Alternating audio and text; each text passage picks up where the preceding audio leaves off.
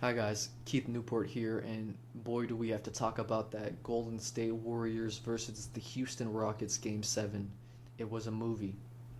But before we get into all the hate, for the hate to be more impactful, you gotta give out some love first. And I call that Mamba mentality because Kobe was the kind of person who would learn your native language just to curse you out in the most foul ways.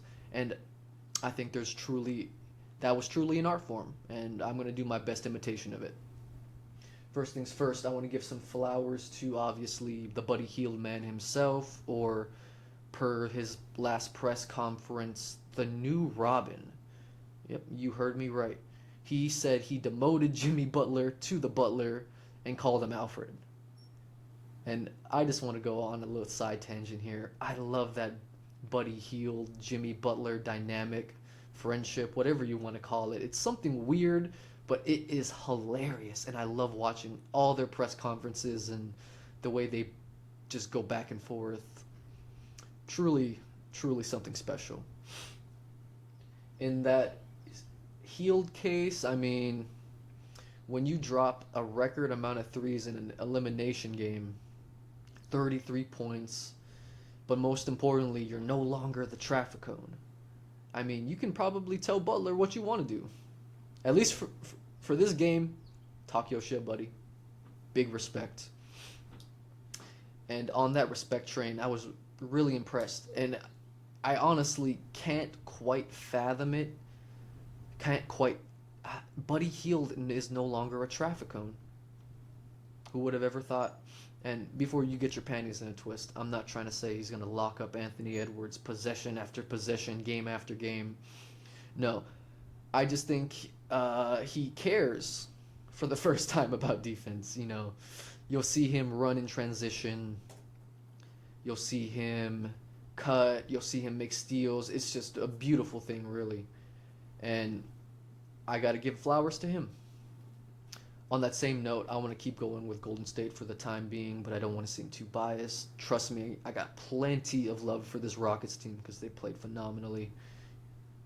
I want to give some love to Draymond Green because I'm not the biggest Draymond Green fan, and I think he does get away with a lot of stuff. And in that same regard, he also doesn't get away with a lot of stuff because his history really just leads the refs to always call him for whatever he does unless it's an illegal screen. I don't get it. I don't get it.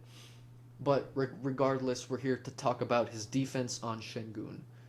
Man, pound for pound, size for size, I really do think Draymond Green is one of the best defenders the NBA's ever seen. It was just truly impressive seeing how he has such immense defensive IQ. He knows where and when he's okay with going when Şengün has the ball. He knows that if Şengün is higher up, he might just take it, but he can't get too happy with that because Şengün really operates in the paint. And if he gives up for even a second, he's going to snake his way in and get the easiest bucket you've ever seen at that size, really. And that's a big testament to Baby Jokic himself, or I don't even know if we still want to call him that because he's his own person. But I mean, man, his offensive game, while the Golden State Dubs did poke holes in it, I do think a lot of his bad games were because, he's the number one option and Golden State's planning against him, planning for him. I was really impressed with Ime Udoka and how they sort of responded to that challenge. In return, they went mismatch hunting. They got B pods on Şengün every chance they could get. Once they realized Draymond Green was having a really good defensive night and they couldn't get him in foul trouble. I mean, he did get that flagrant. I, Side tangent again, man. Draymond Green really found out. Oh, if I get a flagrant, it's not a technical. This guy's a monster. Defensive monster, whatever you want to call him. In that same regard, though, The B pods mismatch hunting. There was a play when Ime Udoka finally accepted the fact that they need to mismatch hunt because Shingun's having a bit of a cold night. They get B pods on him every chance they get. And I mean, credit to Shingun. He went through that little guy's chest every chance he got. And I mean, there was one play where I'm not sure, but I mean, B pods isn't a traffic cone. He's a pretty good defender, pound for pound. Really good, really great. Excels at taking charges even. But when you got Shingun on you, man, there's not a lot you can really do with that size. Besides one play, I think he got his finger on the ball, maybe a little tip. I could be wrong. In that same regard, I still need to see a little more out of Shingun, though. But I'll get to the hate when I get to the hate. We got a bit more flowers to give out, and it's finally the Rockets' turn. Amen Thompson, that kid is little. That kid is for real, and I think no one can question it anymore. I was sort of a big hate. I don't want to see. I really don't want to say a big hater, but I had a lot of question marks on Amen Thompson and his emotional maturity because I don't really think anyone questioned his athleticism or his care for the game, his motor, the fact that he has almost infinite stamina for some weird reason. But Amen Thompson deserves his flowers, man. He went into the series being dubbed the Curry Stopper, and I mean that's just really tough shoes to fill, no matter how you really look at it. In return, though, I think a lot of why Curry went scoreless in the first half had to do a lot with Amen Thompson. And I get it, Curry has a broken thumb or whatnot.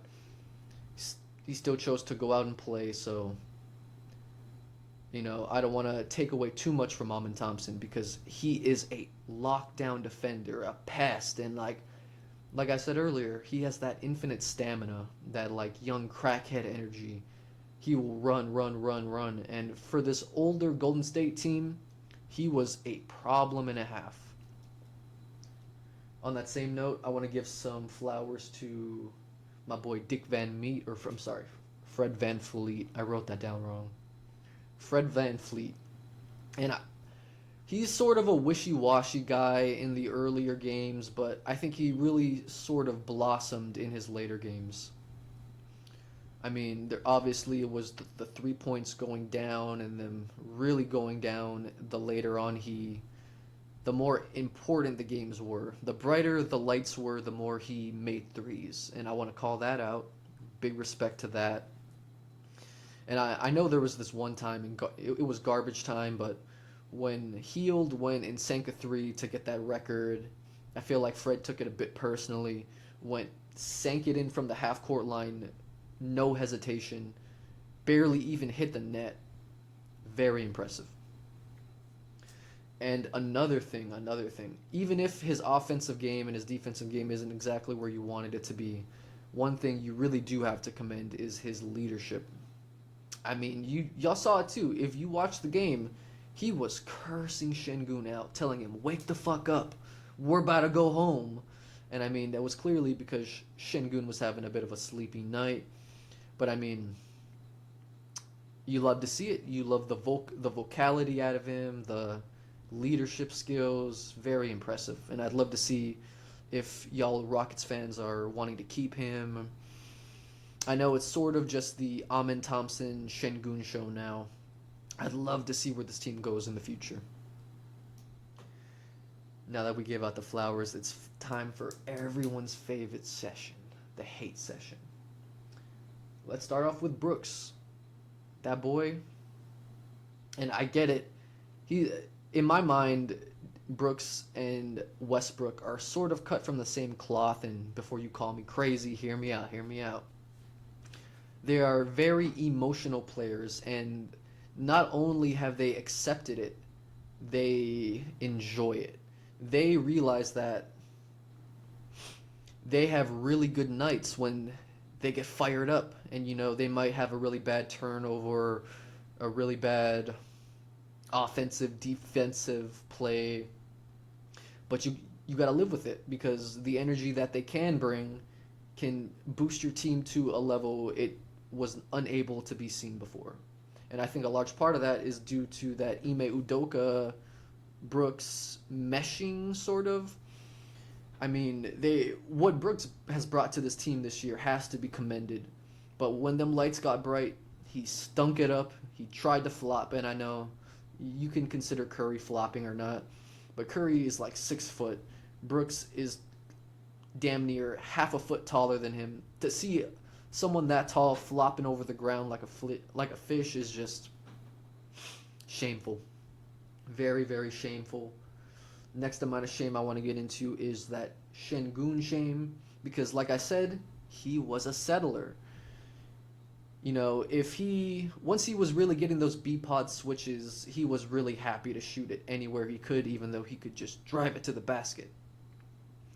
And I mean, B pods, like I said, he isn't a traffic cone. He isn't the best defender. He's an excellent charge drawer. Doesn't have any issue putting his body on the line. So I mean, I think he gave Shengun a bit more run for his money, but still not as good as what Draymond was doing. Because I mean, every time Draymond was on the ball, black hole, black hole, black hole. Jalen Green, Houston Rockets fans, how do we feel about Jalen Green? I need to know. I think Jalen Green and Jonathan Kuminga are sort of in the same boat right now, where, well, I say the same boat, but this is different size, but maybe in the same strip of sea, but okay. I just don't see how they are part of the team moving forward, and you could absolutely call me wrong, but I mean, let's start with Jalen Green. He had that, uh, how many points did he have again? It was a lot.